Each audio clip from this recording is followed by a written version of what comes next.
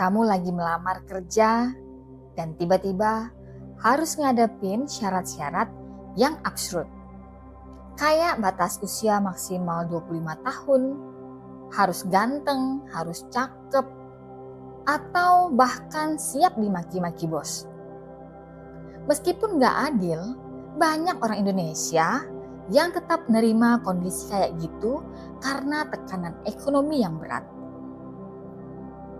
Di Indonesia, banyak pekerja harus terima kondisi kerja yang gak wajar.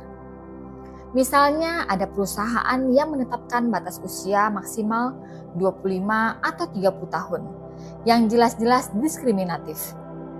Terus ada juga lowongan kerja yang mensyaratkan penampilan yang menarik, terutama buat posisi yang berhubungan dengan pelayanan atau penampilan publik.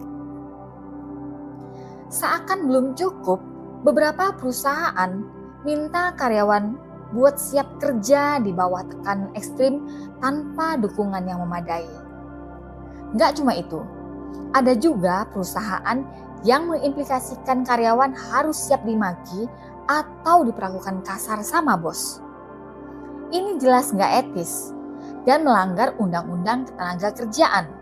Terus, seringkali karyawan diminta kerja lembur tanpa kompensasi yang layak. Jelas-jelas melanggar hak mereka buat dapetin upah yang adil.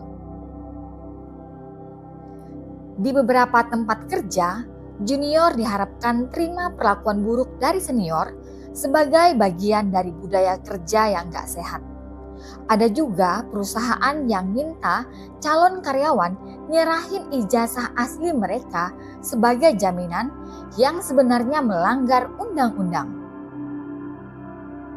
Menurut Undang-Undang Ketenagakerjaan Nomor 13 Tahun 2003, pekerja punya hak buat dapetin perlindungan atas moral dan kesusilaan, serta perlakuan yang sesuai dengan harkat dan martabat manusia.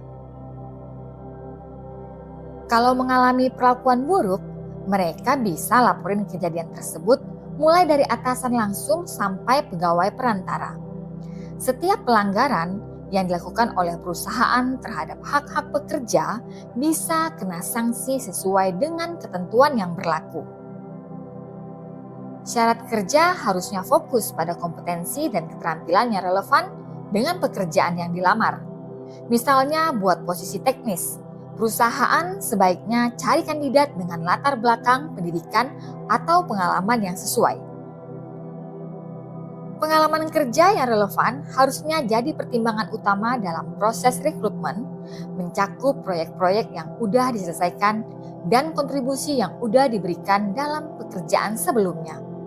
Selain itu, kejujuran, etika kerja, dan kemampuan berkolaborasi adalah nilai-nilai yang penting dan bisa dinilai lewat referensi kerja dan wawancara.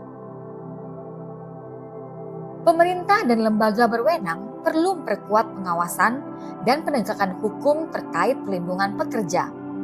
Langkah pertama yang bisa diambil adalah edukasi pekerja mengenai hak-hak mereka dan proses pengaduan.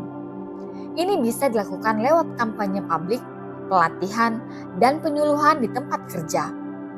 Selanjutnya, pemerintah bisa lakukan inspeksi rutin ke perusahaan buat memastikan kepatuhan terhadap undang-undang ketenagakerjaan, bekerja sama dengan serikat pekerja, dan organisasi non-pemerintah.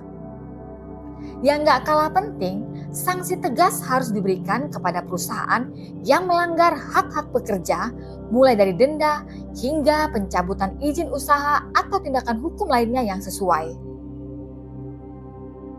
Perusahaan yang melanggar hak-hak pekerja bisa kena berbagai sanksi.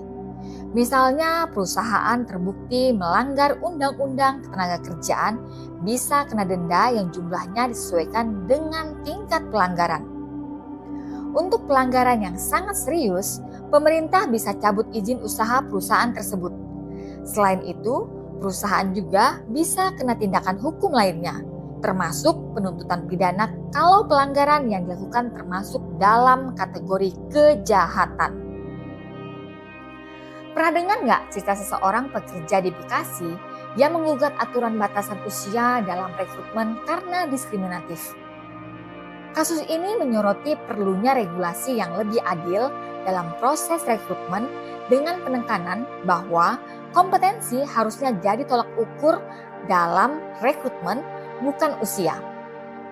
Atau cerita pekerja yang diperlakukan kasar sama bos mereka.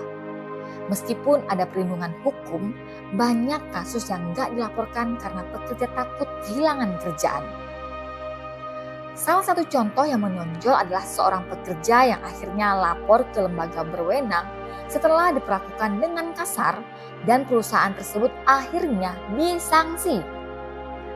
Ada juga cerita tentang perusahaan yang terlibat dalam praktek penipuan rekrutmen, kayak minta biaya administrasi yang gak wajar dari pelamar pekerja.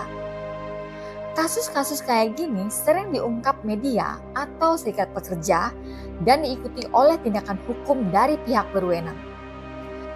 Nah, gimana dengan cerita pekerja yang gak terima upah tepat waktu atau sesuai dengan yang dijanjikan? Kasus ini bisa diadukan ke Dinas Tenaga Kerja setempat dan perusahaan bisa dikenakan denda serta diwajibkan bayar upah yang tertunggak beserta kompensasinya. Terakhir, cerita tentang junior yang harus terima perlakuan buruk dari senior sebagai bagian dari budaya kerja. Ini sering terjadi dalam industri yang sangat hierarkis dan meskipun dilaporkan, tindakan yang diambil sering nggak memadai. Meskipun banyak karyawan terpaksa ikutin syarat kerja yang nggak wajar karena kebutuhan ekonomi, pemerintah terkadang nggak mengevaluasi perusahaan yang melakukan pelanggaran tersebut dengan cukup tegas atau malah tutup mata terhadap praktek-praktek tersebut. Persyaratan kayak penampilan menarik juga menimbulkan kontroversi, terutama dalam industri perdagangan yang lebih mengutamakan penampilan buat jual produk mereka. Masa depan dunia kerja Indonesia harus berubah. Perlindungan pekerja dan penegakan hukum yang kuat adalah kunci buat memastikan setiap karyawan bisa bekerja dalam kondisi yang adil dan bermartabat. Pemerintah, perusahaan, dan masyarakat harus bekerjasama buat menciptakan lingkungan kerja yang lebih manusiawi dan menghormati hak-hak pekerja. Nah, gimana dengan kalian? Kalau kamu dihadapkan dengan persyaratan kerja yang gak wajar, apakah kamu masih mau melamar di perusahaan tersebut? Jangan lupa like, komen, share, dan subscribe channel ini. Salam edukasi!